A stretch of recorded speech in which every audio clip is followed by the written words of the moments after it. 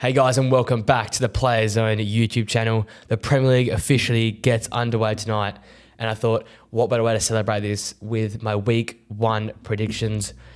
Always probably the hardest time of year to predict. We've got teams we haven't seen play together. We've got managers that haven't seen their systems in competitive games, but I'll do my best, and hopefully we can carry this as a series going on this year. I'll be doing weekly predictions now, and we'll give myself a point system. So every result I get right, we 1 point, and we'll get 3 points if I nail the score bang on.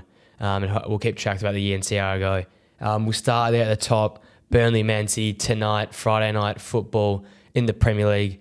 Excited to see how Burnley goes. Do they keep their new style up? I'm excited to see how the youngsters go there in Burnley. Like Benson as well, and the new Belgian striker that's signed as well for Burnley. But City's depth is so strong. I feel like we're going to have a hard time. Burnley, I think De Bruyne and Haaland are really going to show their class tonight. Don't think it'll be a vintage Man City performance we've seen in the last few years. They struggle early on in match day 1 and 2 and the like. But I still think they'll get the job done. For me, I'm going to go Man City 3-1 win. I think Burnley will get a goal early on. I think then Man City will overrun them towards the second half. So I've got Man City winning 3-1 for that game.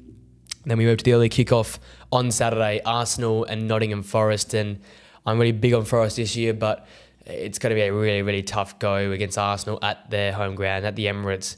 They've got the confidence after winning the Community Shield. I think it's going to be a very, very tough start for Forest.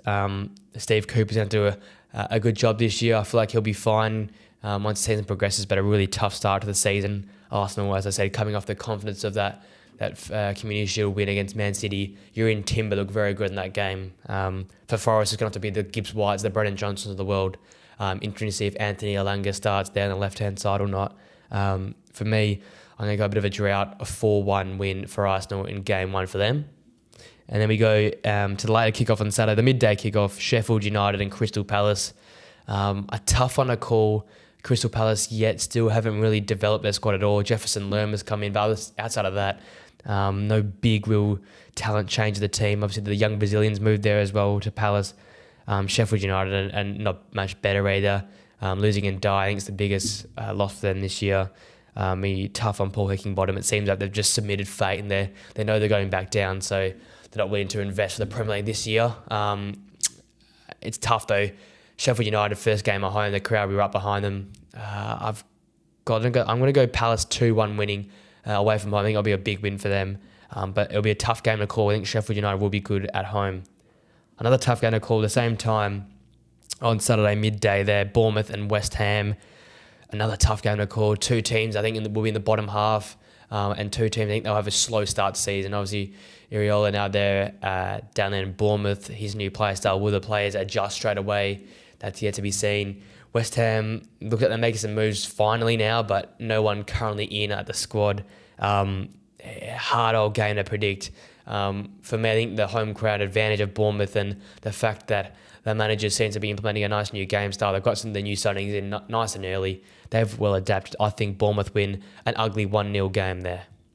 And then we go continuing on in that same time slot, the midday fixture on Saturday, Brighton and Luton. This could get very, very ugly. De Zerbi at home, his style of football. We saw it in the summer series, the passing out from the back, in possession of the football. Obviously losing Caicedo, it seems, in the next 48 hours, either Chelsea or Liverpool. But the likes of Enciso, Buonanotte, Evan Ferguson, Danny Welbeck, João Pedro, there's so many options there.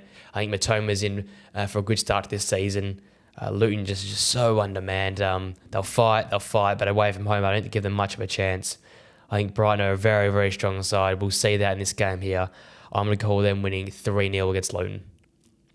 And then to the last of the early fixtures there, midday fixtures, Everton and Fulham. Again, two teams I feel like will underperform this year. Fulham, no Mitrovic. Doesn't seem like Willian will be there either. Everton made a few signings here and there, but not much stronger. I think the home crowd advantage will be a big role playing here. Obviously, Sean Dyche's football will be quite boring, quite passive in possession. They won't push up very high at all. Interesting to see how Fulham goes. Marco Silva, can he get his team back to playing the quality football they were playing towards the back end and the start of last season? Interesting to see how it all lines up. I think Everton might just nick a win here 2-1 at home, purely for the home ground advantage and the fans being right up for it. The final fixture on Saturday, the late kickoff, Newcastle and Aston Villa, another hard one to pick. But for me, one of the most exciting games in this match week 1. Super excited to see how it all plays out. Newcastle and Villa for me will be battling for the Europa League, maybe a Champions League spot if lucky there. But two teams are very high quality, both on the way up. Unai and River Sadie Howe. A tight one to call. I feel like there'll be goals in this game. I think Villa are going to show us how strong they are, not only in possession in midfield, but also defensively. I'm interested to see how Pau Torres goes in his first game in the Premier League. Obviously, you've got Eddie Howe's side, Tonali in midfield now, alongside Joe Linton and Bruno Guimaraes. So, a strong battle there. Two very strong midfields. Look at the likes of Jacob Ramsey, John McGinn, Douglas Luiz, and now joining Yuri Tillemans as well there for Aston Villa. So they're very strong as well. I think this would be a great, exciting clash. I was tempted to go Newcastle winning, but for me, I think it's got a 2-2 draw because Unai Emery's management so far has been flawless. The stat is if the season had started when Unai Emery joined last season, Villa would be well and truly in a Champions League spot, and I think their pre-season showed they continue to go on the right track. I think Newcastle at home's hard to beat or hard to get a result out. I think Villa have got the capability to do that. So as such, I'm going 2-2 between Aston Villa and Newcastle on the late kickoff on Saturday. Coming to the Sunday games, two of them, the earlier kickoff, Brentford hosting Tottenham. I think this will be exciting as well. Obviously, Brentford are strong at the back. Nathan Collins and Ben Mee there. Interesting to see how they go without David Raya now this year. See how Mark Flecken goes in the net. Even Strakosha might get a game a few here and there. Tottenham look all right. Obviously, Harry Kane looks like he's on the way out to Bayern Munich. The fans excited about how Postecoglou's gone in pre-season, but you can see they've been leaking goals a lot in pre-season. Super attacking, but that defence is not going to hold up. For me, I think I'm going to go Tottenham winning 2-1 just. I think a late goal will get it for them. Looks like Richarlison will be leading the line this year for them. Exciting to see how he goes in this first game against Brentford. Brentford obviously missing Ivan Toney, but I still feel like in this game they'll get their fair share of chances. Tottenham aren't so strong defensively as they are offensively. So if Brentford can sneak a goal in there, they're very, very happy. But I think despite Brentford's great home form, I got Tottenham winning this one 2-1. And then probably the most exciting game for me, the later Sunday kickoff, Chelsea and Liverpool. A clash of two teams I think I'll be right around that top 4 position. Chelsea obviously at home, which can play a bit of an advantage. It's so hard to read these two teams. I don't really know how they're going to play. In pre-season, Chelsea chopped and changed under Pochettino. A lot of youngsters in that team. Then you got Liverpool. Do they get Caicedo? Right now, in the last sort of hour or two, the news has flipped from he's going to Liverpool, he's going to Chelsea. I don't know what's landing on there, but right now their midfield is lacking that defensive presence.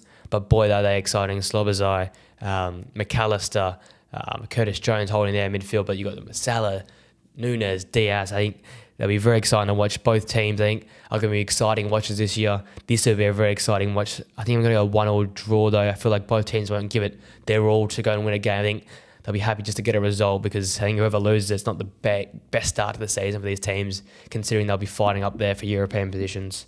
And then that brings us to the final game, the Monday night kickoff, United at home to Wolverhampton Wanderers. I can only see this going one way. United's strength up front, it'll be too much for Wolves to handle. Gary O'Neill obviously just getting the job there at Wolves after Lopetegui departed the club. A lot of work for him to do. The lack of signs, lack of presence and depth and quality in that Wolves team doesn't scream Premier League quality for me. They're going down in my eyes. I think Man United's a great chance for them to get goals on the board early, get some confidence in the likes of Mason Mount, Bruno Fernandes, how they can play in that sort of pair and that role in midfield. I think Rashford down the middle will be the way Ten Hag goes. And even Garnacho, big excited to see how he goes in this game. I'm going United winning 4-0, a bit of a drubbing there as well.